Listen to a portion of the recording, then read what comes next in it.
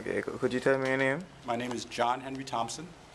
And you're the internationally renowned Jamaican computer scientist That's what they say.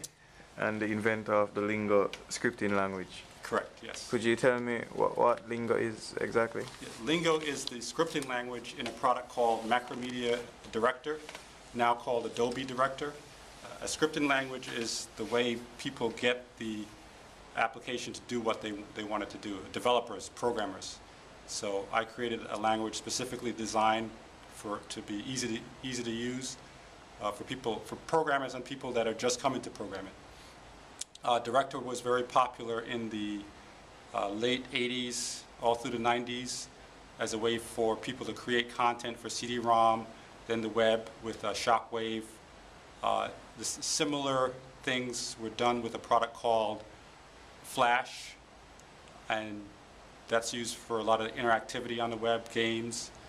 I'm not sure if it's still around, but there is a site called shockwave.com that served as a portal to a lot of the content created using Macromedia, or now Adobe Director. So that's what I'm noted for. But that's not what I do actively now. It's just something that was very prominent in the early part of the growth of the web. Okay, could you tell me about the mobile apps competition and workshop? I won't say very much because there's qualifications and stuff. The best thing to do is to go to digijambiz.biz, and I'll give more details about it. But generally what's happening is the Jamaican government and the World Bank are sponsoring mobile app contests to encourage and inspire youth, because there's an age requirement, a maximum age requirement to develop mobile apps. What's the age requirement? I see. I don't want to say it. By my memory, I think it's 24, but it might be wrong. So you really have to go to the site. Okay. My role in this, I'm not. They have a whole army of people organizing it and promoting it, and drafting the rules about how the app contest is going to go. My role here is to come as an educator. I have a passion for making technology accessible to folks, and I really cherish this opportunity to come back and give back to my homeland. So that's why I'm here. Okay, how long is the workshop? The workshop started on Monday. It goes for 5 days. We meet in the morning from 10. We have a morning session that's generally geared for beginners, afternoon session where we build on that and have more advanced topics, and then evening session. And it goes till Friday. How is it going so far? What's the feedback from the students? It's good. Some people are able to come all the days, and they plan on coming. There's a handful that are doing that. There are people that are coming in, they've just heard about it, and they're coming in.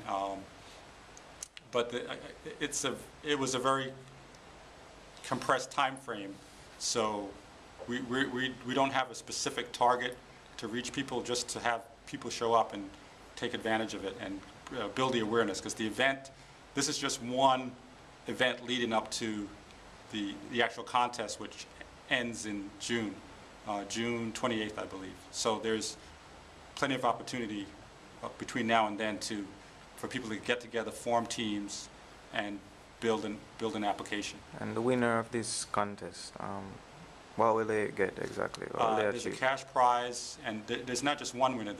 There are a broad range of categories. That's why I don't want to really speak from. Remember, actually, I don't even know. I haven't looked at the website. There's several categories that people can compete in, and then there'll be cash prizes and recognition in those categories. There are those categories, and then there's also free format entry, so you can come up with an interesting concept and submit an application in that category. So you do not have to fit your concept into the existing categories. Okay. What kind of applications are you focusing on? In terms of development? Yes. And teaching? Not a specific category. There's enough things that you need to know to build any kind of app. So we're focusing on the foundational knowledge that you need. And in addition to just building apps, giving people a chance to get together and collaborate. Building an effective app is really a collaboration between somebody that has a strong artistic and interactive design capability and somebody that has programming skills. So we're trying to provide an opportunity for people to get together on that so people can talk about their project, team up, and we're providing the skills and the directions about what they would need to know and point to develop an app and pointing them to tools like PhoneGap and some others that make it easy for people to leverage their existing skills that they have about making websites and making simple games to actually turning that into a mobile application. Okay, could you give me examples of these applications? Like earlier you were talking about games. Mm-hmm. Yeah, could you give me further examples? Examples of the kind of applications that people can build here? Yes, can build here. You could do something that's informational, so providing information about cultural sites in Jamaica, like a geotagging type thing. So your mobile phone knows where you are, and you're at a particular place, and it can this hypothetical application can bring up information that's specific to that site. You could do a game related to that. You could do something that's of some social utility, like about health, specific to Jamaica, a health management or resource. So pretty much any kind of the kind of application you'll see on any of the app markets are possible. And in contemporary society, ICT has become more frequently used in everyday life. Mm-hmm. So how important is this workshop and competition to these students relating to Jamaica So by and its ITC, development in the long run? okay, so by ITC, is that interactive, what is that? I'm not familiar with that acronym. Information Communications Technology. Okay, information. So these students are developing programming skills and computer science skills typically? And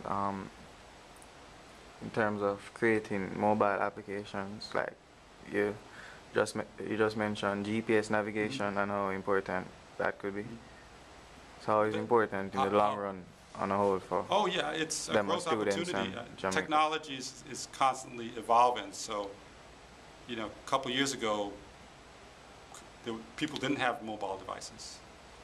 And the fact that people now have mobile devices, that's an opportunity for people with the right skills to make new places where they can have new enterprises where they can make money. So I think it's critical.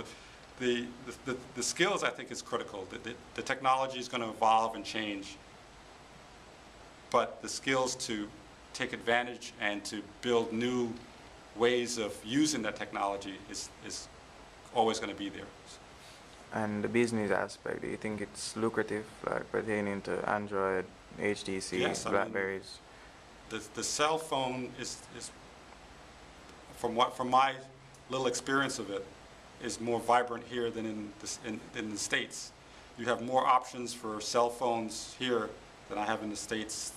Calls are cheaper. I can call the United States cheaper from here than I can coming this way. So Jamaica's doing something right in terms of making the cell technology available for everybody. And if you look at the trajectory of technology, smartphones right now might not be popular, but it's like cell phones weren't that prevalent even 6 years ago. So there's a very easy, predictable path for technology. So it's good to be on the leading edge of it and be prepared. So when everybody, even the people out in the country, have a smartphone, you have a product or a service, and you have the skills to create a product or a service that they can take advantage of. Okay, thank you. Okay, you're welcome.